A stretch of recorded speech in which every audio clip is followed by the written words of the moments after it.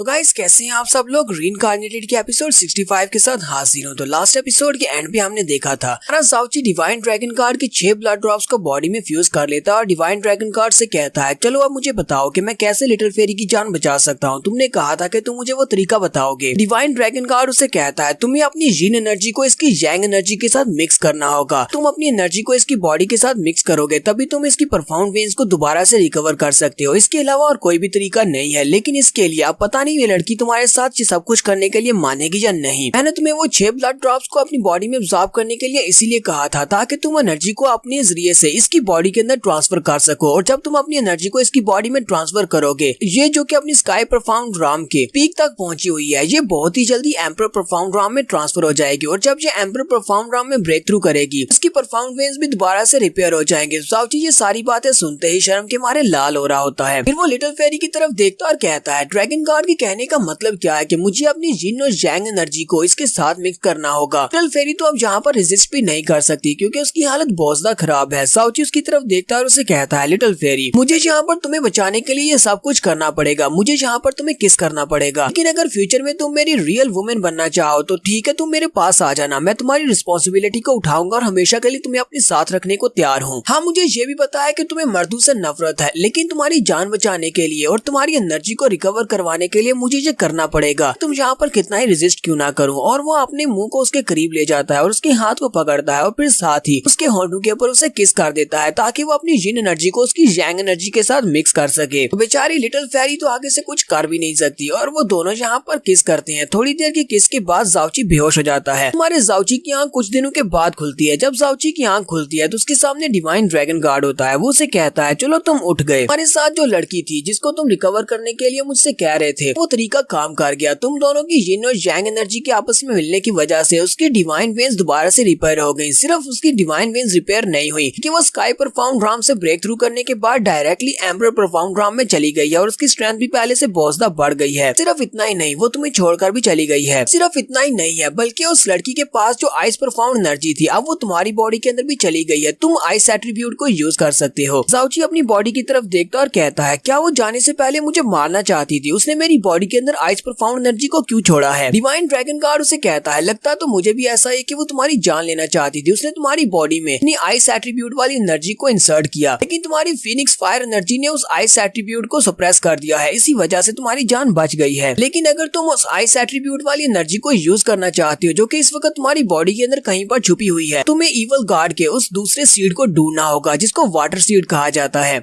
Water seed को ढूंढ लेने के बाद जब तुम उसे अपनी बॉडी में अब्सॉर्ब करोगे तब तुम दो एनर्जीज को यूज कर पाओगे। तुम फायर को भी यूज कर पाओगे और तुम आइस को भी यूज कर पाओगे। डिवाइन ड्रैगन गार्ड ज़ाओची से कहता है इस लड़की ने तुम्हारी बॉडी में अपनी आइस परफाउंड एनर्जी को छोड़ा है। वो तुम्हें मारना नहीं चाहती थी कि उसने तुम्हें मारने के लिए अपनी तलवार को उठाया था और तुम्हारे वाइटल पॉइंट्स के करीब लाकर फिर उसने अपनी तलवार को छोड़ दिया। और उसके बाद जब वो यहाँ से जाने लगी उसने कई बार पीछे की तरफ पलटकर तुम्हें देखा और उसके बाद वो यहाँ से चली गई। इसका मतलब यह है कि उसे तुम्हारी काफी ज्यादा परवाह थी, वो तुम्हारी जान नहीं लेना चाहती थी। तो ज़ाओची ड्रैगन से कहता है ड्रैगन तुम्हारा बहुत बहुत शुक्रिया जो तुमने उस लड़की की जान बचा ली और मुझे ये भी बताया कि जाने से पहले उसका रिएक्शन क्या था। डिवाइन ड्रैगन गार्ड उसे कहता है अगर वाकई में तुम यहाँ पर मेरे इस सारे काम की वजह से खुश हो और अपना ग्रेटिट्यूड शो करवाना चाहते हो, तुम्हें यहाँ पर मेरी एक रिक्वेस्ट को पूरा करना पड़ेगा। मैं तुमसे एक रिक्वेस्ट करना चाहता हूँ। ज़ाओची उसे कहता हाँ क्यों नहीं, तुम मुझसे रिक्वेस्ट कर सकते हो। मैं वादा तो नहीं करता कि मैं तुम्हारी रिक्वेस्ट को पूरा कर पाऊंगा, जहाँ तक हो सका अगर मेरी पावर्स ने मुझे अलो किया तो मैं तुम्हारी इस ख्वाहिश को जरूर पूरा करूंगा। चलो बताओ कि वो क्या है। डिवाइन ड्रैगन गार्ड उसे कहता है प्री मोरोडियल एरा में जब गार्ड्स यहाँ पर रहा करते थे, गार्ड्स एक जगह पर रहते थे जिसको हम लोग डिवाइन राम कहा करते थे। डिवाइन राम में सारे गार्ड्स के डिस्ट्रॉय हो जाने के बाद डिवाइन राम के ऊपर इंसानों का कब्जा हो गया, तो ये सारे इंसानों ने उस जगह पर रहना शुरू कर दिया। तो क्योंकि इस डिवाइन राम में पहले गार्ड्स रहा करते थे तो गार्ड्स के यहाँ से चले जाने के बाद गार्ड्स का काफी सारा ट्रेजर वहाँ पर रह गया। वो सारे के सारे डिवाइन ट्रेजर्स कहलाते हैं, उनको डिवाइन ट्रेजर्स या आर्टिफैक्ट्स कहते हैं। तो इंसान उन आर्टिफैक्ट्स को यूज करके बहुत सारी पावर्स को हासिल कर सकते हैं। इसी तरह इंसानों ने बहुत सारे पावरफुल क्लैंस बनाए जहाँ तक कि बहुत सारी दुनियाओं के ऊपर कब्जा भी किया, वो सारी इन डिवाइन गार्ड्स के ट्रेजर्स को यूज करते हुए। लेकिन इंसान जहाँ पर नहीं रुके, इंसान आपस में फाइट करते रहते हैं ताकि वो दूसरी पावर्स को हासिल कर सके, दूसरे क्लैंस को हरा सके और उनके पास से डिवाइन ट्रेजर्स को छीन सके। डिवाइन राम के अंदर इस वक्त जो इंसान है वो एक स्पेशल डिवाइन ट्रेजर के पीछे है जो कि एक तलवार है और उस तलवार के बारे में ये कहा जाता है कि वो गार्ड्स को भी मार सकती है। जैसा कि तुम्हारे पास एक हिमालय पॉइजनस बीड है, बिल्कुल इसी तरह का एक डिवाइन ट्रेजर है। इस दुनिया में टोटल 7 हीवनली परफॉर्म ट्रेजर्स हैं। उनमें से एक हीवनली पॉइजनस बीड तुम्हारे पास है और दूसरा वो तलवार है, लेकिन वो तलवार सारे के सारे ट्रेजर्स में से टॉप नंबर पर आती है, क्योंकि उस तलवार की मदद से कोई भी इंसान रियल गॉड को भी मार सकता है। उस तलवार को ह्यूमन पंचिंग स्वर्ड कहा जाता है। मैं चाहता हूँ कि तुम भी उस तलवार को ढूंढो, कि मेरी बेटी को उस तलवार के अंदर सील किया गया है। अगर तुमने उस तलवार को नहीं ढूंढा तो मेरी बेटी हमेशा के लिए उस तलवार के अंदर सील रह जाएगी। यहाँ पर बहुत ज्यादा डार्कनेस और अकेलापन है। मेरी बेटी हमेशा के लिए उस डार्कनेस और लोनलीनेस में फंस कर रह जाएगी। लेकिन एक और बात है, अगर कोई भी ऐसा इंसान जो कि बहुत ज्यादा बुरा हो, जिसका दिमाग इवल हो, उस तलवार को हासिल करता है, तो मेरी बेटी जिसके पास ट्रू ड्रैगन गार्ड की पावर्स हैं और उसके पास ब्लड लाइन है एक ड्रैगन गार्ड की, उस इंसान की एक टूल बन जाएगी, यानी कि वो उसकी गुलाम बन जाएगी और जो भी वो उसे करने का कहेगा वो उसकी गुलाम बनकर उसके ऑर्डर्स को फॉलो करेगी। अब मुझे पता है कि मेरी रिक्वेस्ट काफी ज्यादा मुश्किल है, बिल्कुल ऐसे ही जैसे कि हीवंस तक पहुंचना, लेकिन तुम्हें देखकर लगता है कि तुम वाकई में उस तलवार को हासिल कर सकते हो, क्योंकि तुम्हें डिवाइन फीनिक्स गार्ड ने अपना भरोसा दिया है। उसने अपनी ब्लड लाइन की पावर तुम्हें दी है। मुझे लगता है कि एक दिन तुम डिवाइन राम तक पहुंचोगे। जब तुम डिवाइन राम तक पहुंचो तो वहाँ पर जाकर ह्यूमन पंचिंग स्वर्ड को ढूंढना, ताकि मेरी बेटी को आजाद करवा सको। यहाँ पर बातें खत्म करने के बाद हमारा जाओची वापस की तरफ मुड़ पड़ता है। जाओची उस केव से निकलता है और वापस अपने ब्लू विंड पैलेस की तरफ जा रहा होता है। जाओची कहता है मुझे जल्दी से जल्दी जाना होगा,